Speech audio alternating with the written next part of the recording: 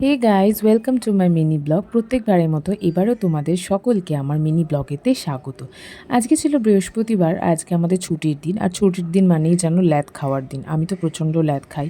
আর তারপরে যখন ঘরে কাজকর্ম কম থাকে আরও বেশি ল্যাদ লাগে। তো যাই হোক, আমি ঘুম থেকে উঠে প্রত্যেক দিনের মতো আগে স্নানটা সেরে নিয়েছিলাম। তারপরে একটুখানি ঠাকুরের বাসন টাসনগুলো মেজে টেজে ভালোভাবে পরিষ্কার করে একটু ছাতে গিয়েছিলাম। ছাতে গিয়ে একটুখানি এদিক ওদিক করলাম। তারপরে ওখানে আমার কয়েকটা গাছ আছে, মানে আমাদের ছাতে গাছ আছে, আমার বানানো ওগুলো নয়। তার মধ্যে তুলসী গাছেতে আমি প্রত্যেক দিন জল দিই, কারণ তুলসী গাছেতে শুনেছি প্রত্যেক দিন জল দিলে নাকি মনস্কামনা মানে পূর্ণ করে আর কি হরি ঠাকুর। তো যাই হোক, এই তোমাদেরকে এই ক্লিপগুলো আমি দেখাতে পারি না, কারণ সবসময় ছাতে ফোন নিয়ে যাওয়া সম্ভব হয় না। তো এই দেখো, আমার আজকে তুলসী গাছে জল দেওয়াটাও তোমাদের দেখিয়ে দিলাম। তো তারপরে নিচে এসে বাবা, মা আর আমার জন্য একটু কফি বানিয়েছিলাম। আজকে একটু কফি খেয়েছিলাম, কারণ প্রত্যেক দিনই চা খাই।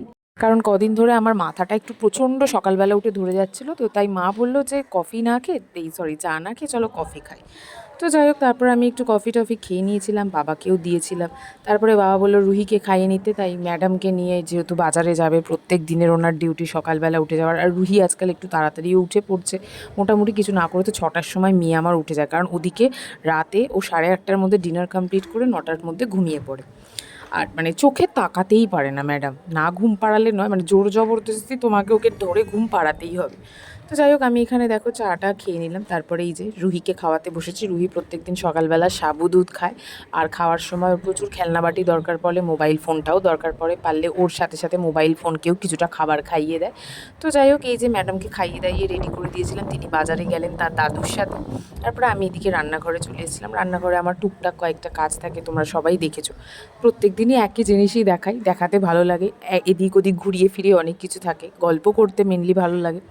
আর অনেক কিছু শেয়ারও করি তোমাদের সাথে। তো রান্নাঘরের যা কাজ আর কি, রুহির জল ভরা থাকে, বোতলে কয়েকটা আমাদের ফিল্টার থেকে জল ভরতে হয়। তারপর রুহির বোতল টোতল ধোয়ার থাকে, বাসন কোসন সমস্ত কিছুটা জায়গায় রাখার থাকে। তো যাই হোক, তারপরে মা বললো যে তাহলে জলখাবারটা বানিয়ে ফেলি, তোমার হাতে হাতে করে দিই, কারণ মা আগের থেকে অনেকটাই ভালো আছে। তো আমি এদিকে একটু চাল টাল ধুয়ে ভিজিয়ে টিজিয়ে রাখছিলাম, মা ওদিকে ময়দা মাখছিল। এবার ময়দা মাখতে মাখতে ম্যাডামও মাঝখানে চলে আসেন। ওনাকে ডেলি ময়দা মাখলেই উনি হাত পেতে এসে দাঁড়িয়ে পড়বেন, ওনার হাতে ছোট্ট একটা ময়দার টুকরো দিতে হয়। তো উনি সেটাকে নিয়ে খেলা করেন, এমনি কিছু করে না, বাট এদিকে ওদিকে ঘষবে, হাতের মধ্যে নিয়ে এরকমভাবে রাব রাব করবে, রাবারের মতো যেটা করে আর কি বাচ্চারা। তো দেখো, তারপর আমি এখানে রুটি বানিয়ে ফেলেছিলাম। তো আজকে ও রুটি খেয়ে, আজকে বৃহস্পতিবার দোকান বন্ধ, বাট তাও ওকে অনেকে, মানে সকালবেলা সমৃদ্ধর অনেক কাজকর্ম থাকে, যেগুলোকে টুকটুক করে মানে মেটাতে হয়। আমাদের অনেক কিছু অনলাইন ডেলিভারি জিনিসপত্র থাকে, যেগুলো বৃহস্পতিবারেই সব করে থাকে, প্যাকিংয়ের কাজ থাকে। তো আমি এখানে মায়ের সাথে প্রচুর গল্প করছিলাম, যেহেতু মিনি ব্লগটাই কী গল্প করছি সেটা তোমাদের সাথে মানে দেখানো যায় না সব সময়। তো যাই হোক, তারপরে এখানে সমৃদ্ধকে খেতে দেওয়ার পরে ও খেয়ে দিয়ে চলে গেল। মা বললো আমি তাহলে সবজিগুলোও তোমার হাতে হাতে কেটে দিই, আর গল্প করা যাবে। আমরা দুজন একসাথে এরমভাবে কাজ করি, আর মানে সবাই মিলে বৃহস্পতিবারটা বেশি ভালো লাগে, এবং সবাই বাড়িতে থাকে, তাড়াহুড়োটা কম থাকে। একমাত্র সমৃদ্ধর বেরোনো ছাড়া কারোরই সেরকম বেরোনোর একটা থাকে না।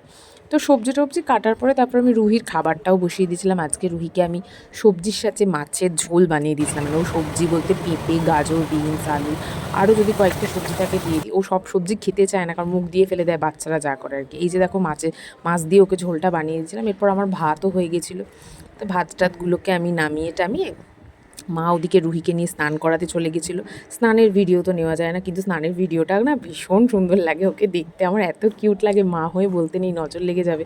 তাই আমি নর্মাল ভিডিওর মধ্যেই বললাম, মানে দেখতে আমার খুব ভালো লাগে। অনেক ছোটো ছোটো ক্লিপও নেওয়া থাকে, যেগুলো আমি শর্ট রিলসের মধ্যে শেয়ার করি, এত মিষ্টি লাগে দেখতে।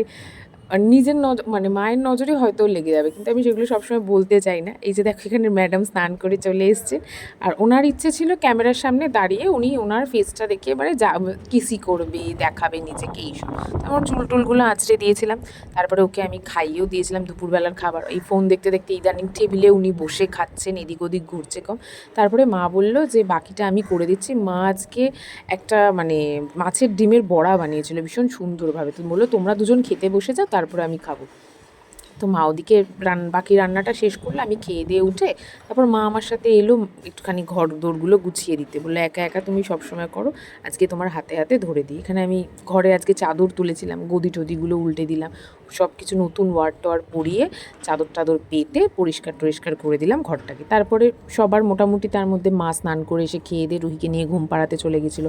আর আমি এদিকে দেখো গ্যাস ট্যাসগুলো মুছছিলাম, কারণ রান্না করার পরে গ্যাসের অবস্থা ভীষণ খারাপ থাকে। এই যে দেখো আজকে দেখালাম কী অবস্থাটা হয়ে থাকে।